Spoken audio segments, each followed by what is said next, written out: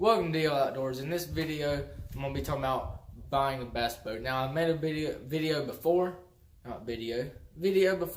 on when buying a bass boat. Go check that out after this video if you have not seen it. That was just messing around and everything, not really being serious, just joking around and everything like that. What you want to look for is when you're buying a bass boat is you want to find something that suits you. Really, you might not want a true bass boat, and yet you might want like a center console boat, or you might want maybe a fishing ski, a pontoon boat, like the fishing pontoon boats or whatever you want. So instead of a bass boat, let's just say buying your first boat. For fishing, what we have is at first we had it was a Skeeter. It was an 18-foot Skeeter. It was made in 1988. That's what it was, with a 175. It was good. It was a good boat. It ran fine and everything like that. It's what we were looking for our very first boat that we ever had. But we just wanted to get something that was newer and like more efficient and everything. So we started looking at boats, and we kept seeing like the fiberglass Skeeters, the fiberglass Nitros. And also another thing is like there's so many boat companies out there.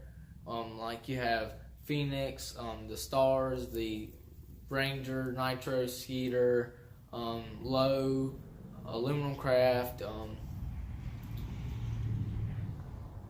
and there's more out there, I'm sure, and more that's like Legends and all that, and more that's really not in my area. There's probably other companies that I've never heard before. Like I've seen this other boat that's not in our area, and I never heard it before. It's a Vexus boat. It's kind of like the Ranger RT 188, which is what's behind me. You can't really see that, but I'll walk you around and show you. That's another video actually.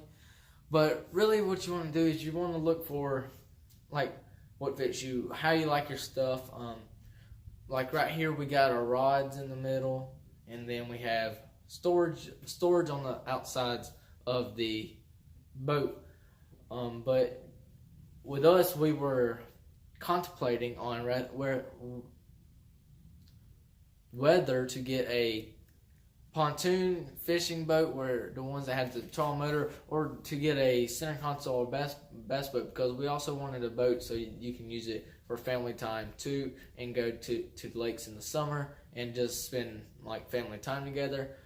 We did look at some express boats, like center console boats, and those were coming out great and everything, and we liked them too. But another thing that came to all them other boats, and really like your big major 21-foot, 22-foot fiberglass boats, is going to be your pricing. Now, what it is I know every family out there and all of you out there, y'all have a certain amount of your budget, a certain maximum of what you can buy and everything. Like you don't want to see all these people out here with nice boats and everything. They look awesome, like Phoenixes and all that. You don't want to go out there and buy a $90,000 boat if you cannot buy a $90,000 boat. Or like in the 70,000s or anything like that. Like we found Nitros and all that was in the 72,000s that were just out of the price range, and you really don't need, and that's really a lot of money to put for a boat.